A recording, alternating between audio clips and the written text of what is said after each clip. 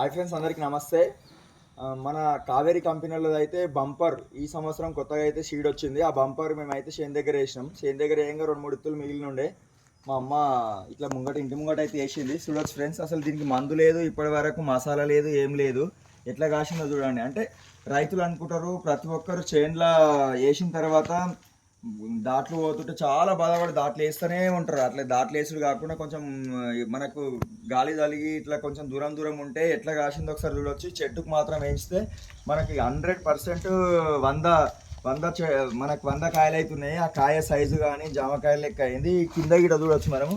కిందిది ఎన్ని వర్షాలు పడ్డా ఇంత పడ్డా కానీ ఇంటి దగ్గర గిట వాన పడుతుంటుంది కానీ ఖరాబ్ అయితే కాలేదు ఫ్రెండ్స్. ఇంకా మనం కిందికి వెళ్ళి లెక్క పెడితే ఒక్కొక్క కొమ్మకు ఎన్ని ఉన్నాయో చూడొచ్చు. 1 2 3 4 5 6 7 8 9 10 11 12 13 ఇంకో 2 అవుతున్నాయి 15. ఒక్కొక్క కొమ్మకు 15 కాయలు ఉన్నాయి. ఆ కాయల్లో కూడా కాయ సైజు చాలా బాగుంది.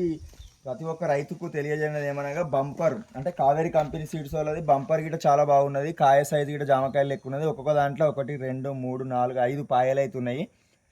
మనకు ఇత్తులు అనేది ఎన్ని అనేది మనం చూడలేం కానీ 8 నుంచి 10 అయితే ఇత్తులు ఉంటుండొచ్చు, 9 వరకు. ఆ కాయ గిట కింద ఇట్లా చెట్టే మనకు కాయ కాసి చెట్టే వంగిపోయే పరిస్థితి అయితే వచ్చింది. చూడొచ్చు ఇంత మంచిగా ఉంది. కాబట్టి ప్రతి ఒక్క రైతు కావేరీలో మంచి సీడ ఉంది. ఇక దీనికైతే మందు లేదు, మసాలా లేదు, ఏం లేదు. కానీ ఇంకా పైన వరకు కూడా మంచిగా ఉండి తెగులు రాకుండా ఇంకా గూడ వస్తున్నది అంటే చాలా గ్రేట్. ఇక మన మనిషి హైట్ ఎత్తు అయితే అయింది. చూడొచ్చు, మనకైతే కనబడుతుంది కదా. ఇప్పటి వరకు బాగానే ఉన్నది.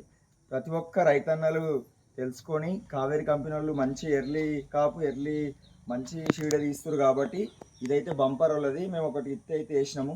ఈ బంపర్ది చూడొచ్చు ఇట్లయితే కాస్తున్నది. ప్రతి రైతన్న వచ్చే సంవత్సరము మనకు బంపర్ వేసినలోకి అడిగి ఎట్లా దిగుబడి వచ్చిందో చూసుకొని అదైతే షీడ్ అయితే వేయచ్చు ఫ్రెండ్స్. జై జవాన్ జై కిసాన్. రైతు బాగుంటేనే దేశం బాగుంటుంది.